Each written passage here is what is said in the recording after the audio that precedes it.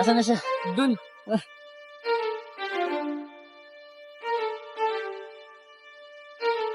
Ano na sarili mo? Paano ka naman, Elias? Ako na bahala dito.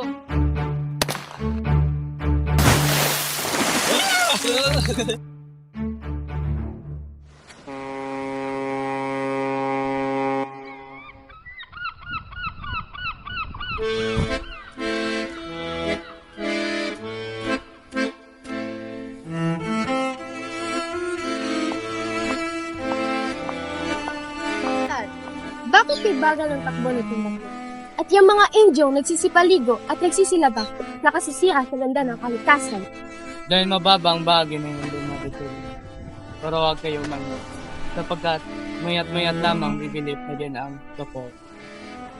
Indyos Sinoteles ang Reynaldo Media!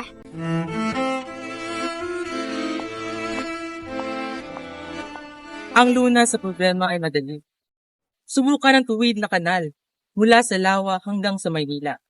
Sa madaling sabi, buksan ang bagong ilog at sarahan ang bagong lupa.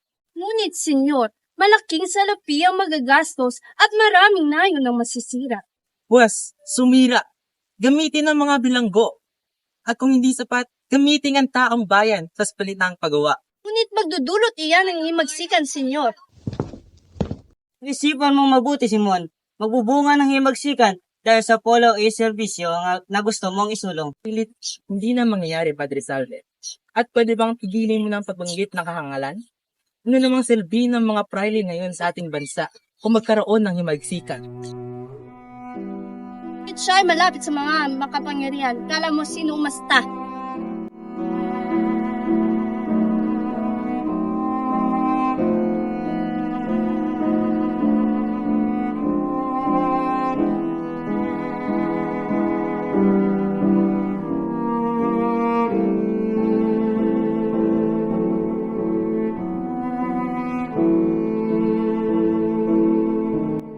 Ina ko, kamusta ka na?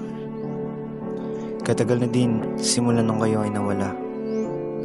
13 taon na rin ang nakalipas. Ngunit, sariwa pa rin sa akin ang mga nangyari. Kawa-awa kong ina. Buong buhay niya'y siya'y nagdurusa.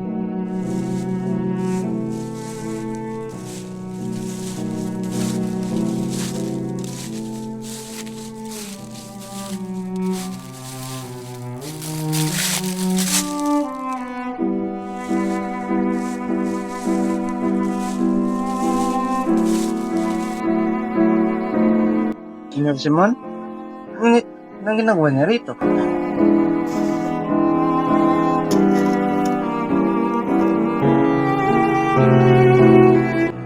Senyor Ibarra? Si Simon at si Crisostomo Ibarra ay isa?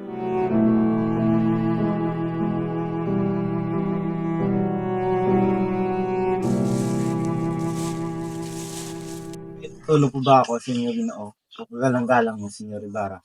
Nais mo, Pepe Wat. At sa palagay mo, sino ako? Crisostomo Ibarra, nakakala ng lahat ay patay na. Isang nakakamatay na lihimang iyong natuklasan. Ay mo bang maaari kang makamatay sa aking mga kamay? Kung gayon, maliho ako sa pagkakilala sa inyo. Di ako makapaniwala na kayo at si Crisostomo Ibarra ay isa. Pagkakalam ko, kayo ang napapayo sa Kapitan General sa pagpatupad ng polo o serbisyo na mas nagpapahirap sa aming mga Indio. Dahil gusto ko kayong maging magsik. Ngunit, Senyor, ibang hangad namin isagani. Sa loob lamang ng 2 buwan, ako ay magiging sertipikadong doktor na sa akademyang ipinatayo upang makapagturo sa amin ng wikang Kastila. Isang kahangalan. Pero man hindi ito tama. Itatago lamang ng huwad ng wikang ito ang karapatan nating Pilipino. Siyang dahilan ng aking pagbabalik upang mapabatid na gusto na ang paging sunod-sunuran.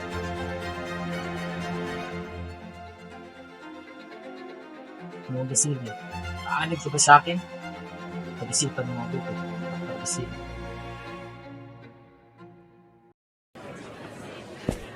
Bini-bini at mga ginoo, may dala akong sulat galing sa Kapitan General.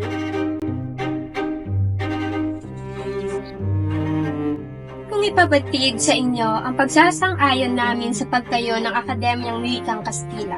Umaasa kami sa mga mag-aaral sa paggawa ng mabuting dignidad, di lamang para sa taong ngunit pati na rin sa ating bayan. Basilio!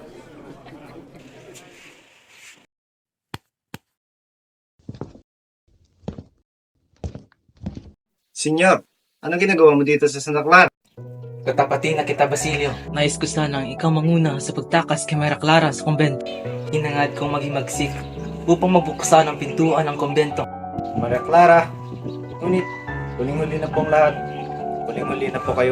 Si Senyor Clarita ay nabalita ako ng pakamatay kaninang hapon lamang. Imposible, Basilio!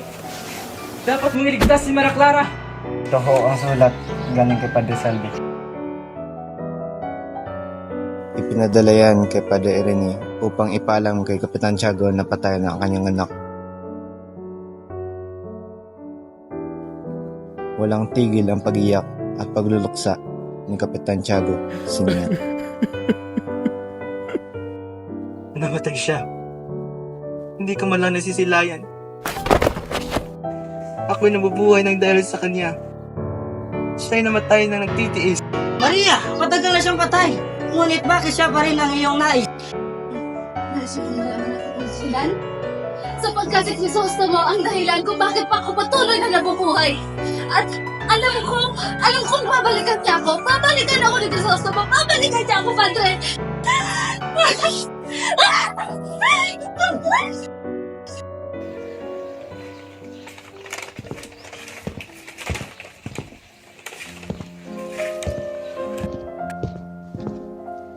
Isinusumpa ko.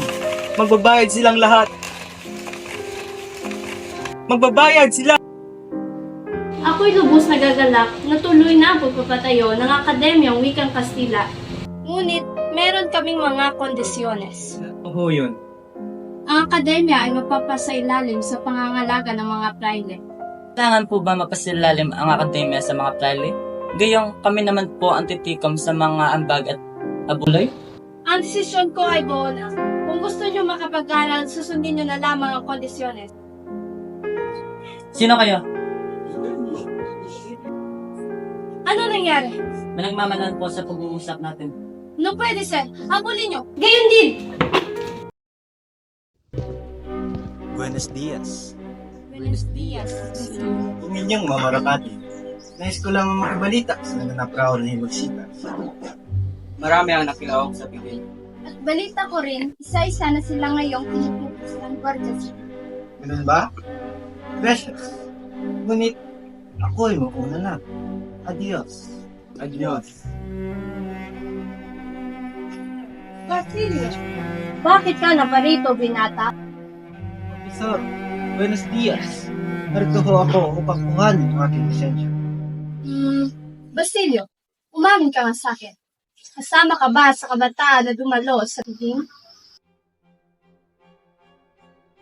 Pitang lahat ng papel na magdadala sa iyo sa kapamakan. Pag-iingat ka.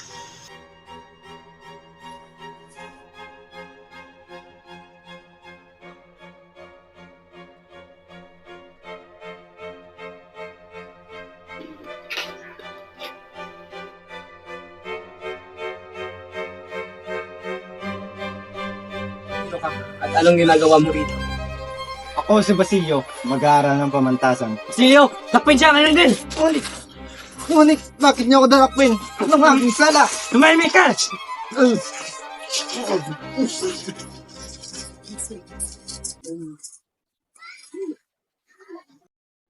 Lumayas ka nga lang din sa pamamahay ko!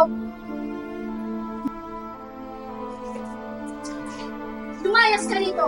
Ngunit Hermana, wala na akong matatali nung pinalayas niyo ako dito. Sana kung makakuha ng pampatapos si Basilio. Hindi ko na yung problema.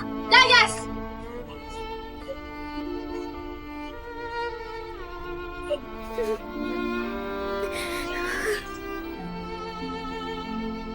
Huli? Tumayo ka riyan. Anong nangyari sa iyo? Hermana Bal, pinalayas ako. Hindi ko alam na sa hapon. Paano kaya kung nakita mo sa padre mo? Humingi ka ng tulong sa kanya. Kaya, natutulungan ka niya. Padre, Ano ang iyong kailangan? Padre, tulungan niyo po ako. Mayo ka riyan. Maaari kitang tulungan sa iyong suliranin.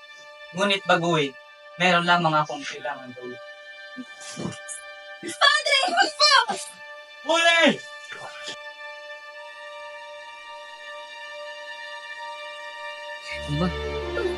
Wag po! Wag po!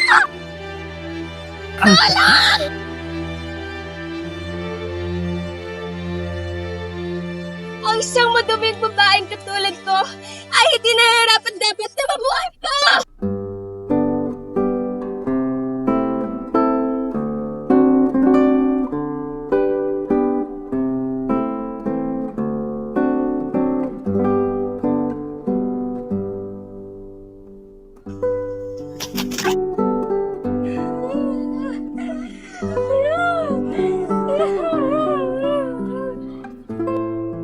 Senyor, Basilio, napakasama ko pong anak, senyor. Naging bulag-bulagan ako. Hindi ko naisip ang paghihirap ng aking ina at ni Crispin sa kamay ng mga mananakop na iyon. At ngayon, si Huli naman, napakasama kong anak, kapatid, at nobyo, senyor. Hindi ko man na sila naipagtanggol. anong bang ibig sabihin ito, Basilio? Napakalaki ng utang na loob ko sa inyo, senyor. Kung noon, hindi ko nais na umanib. Ngunit ngayon, buo ng aking pasya. Gagawin ko ng narapat kong gawin.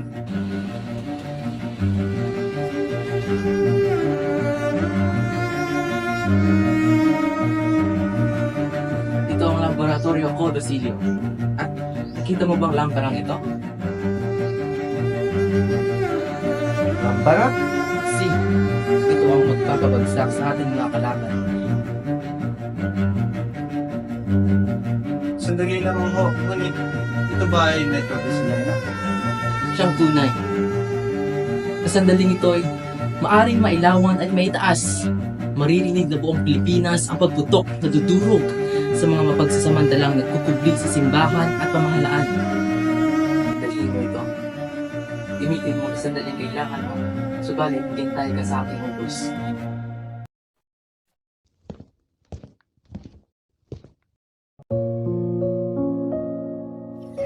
Isa ganit katawan. Hindi na patawad ang mahal. At ikakasal na ako bukas. Ikakasal ako, pero dito pala. Ngunit, paano naman tayo? Isa ganit katawan. Pinaramdaman sa akin ng tunay na pagmamahal. Ngayon kailangan kong magpakasal sa taong kaya kong buhayin. At paalam.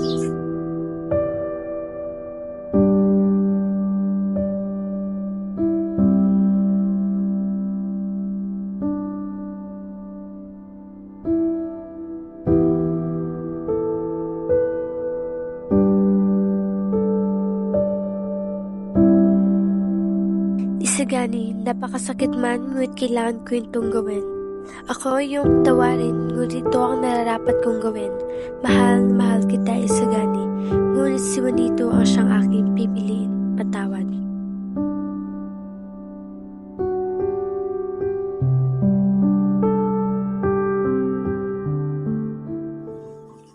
Ngayong araw, tayo ay nagtipon upang kapag-isang dibdib sina Juanito Palaez at Paulita Gomez. Bago tayo magsimula, may tututol ba sa salang ito?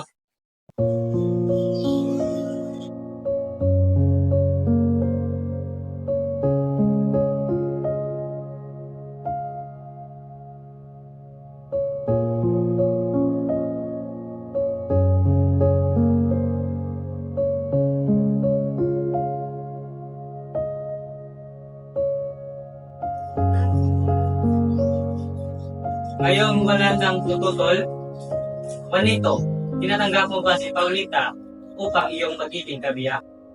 Opo, Padre. Paulita, tinatanggap mo ba si Juanito upang iyong magiging kabiyak?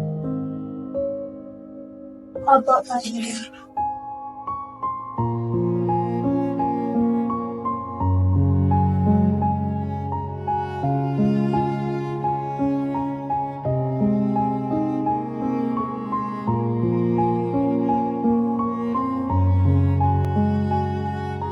makapangyarihang pinagkaloob sa akin, tayo ay opisyal ko na ang pinoproklama bilang mag-asawa. Juanito, maaari mo nang halikan ang iyong asawa.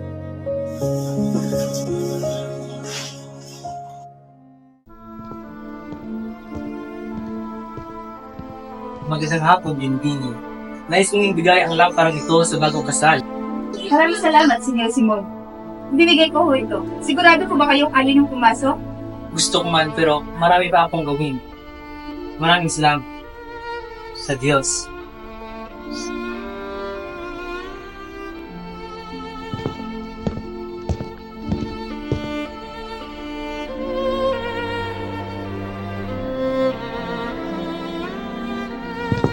Gani! Saka pa roon! Sina Paulita, amigo.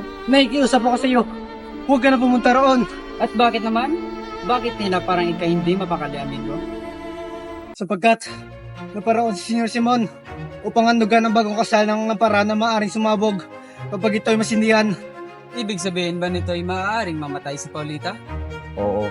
Di maaari! Isagani! Huwag mo nang tagay pumunta pa roon. Di maaari, amigo. Kailangan mo siya makita kahit sa uling pagkakataon lamang. Isagani!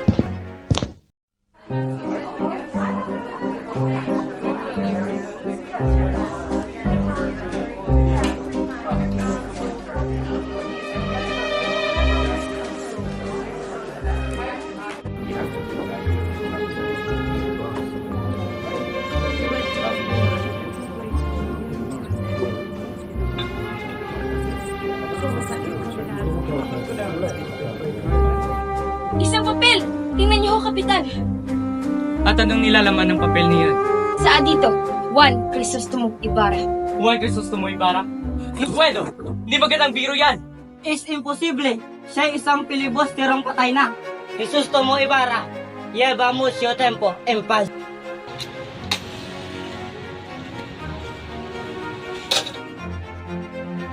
Magdanakaw!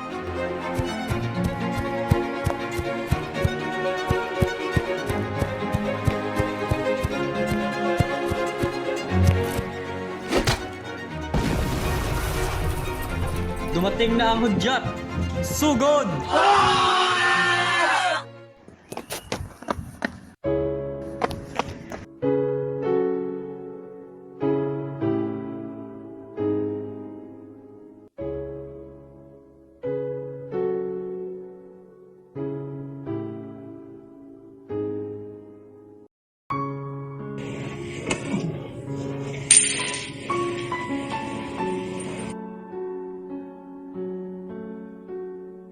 Simon? Anong nangyari sa'yo, Simon?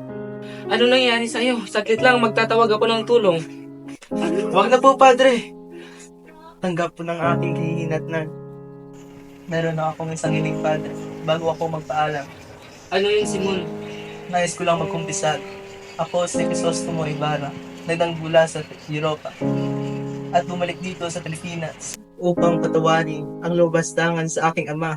Wala na po dito ang bangkay ninyong ama. Pinahukay at mas pinabuti ko na lamang tinapon sa ilog dahil sa utos ng mga praile. Pamanin po, Senyor. At pakasalan ang minamahal kong si Mara Clara.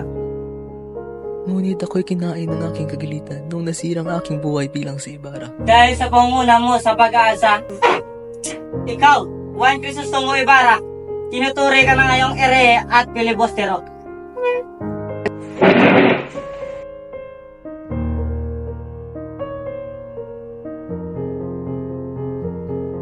Maria!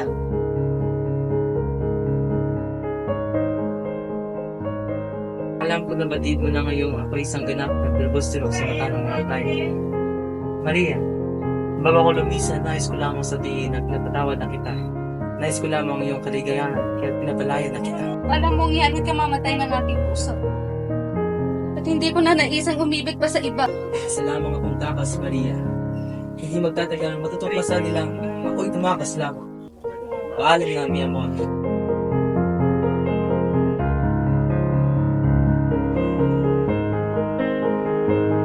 Sapat na ang pasakit na dinanas mo, Simon, upang pagbayarin ang iyong mga kasalanan.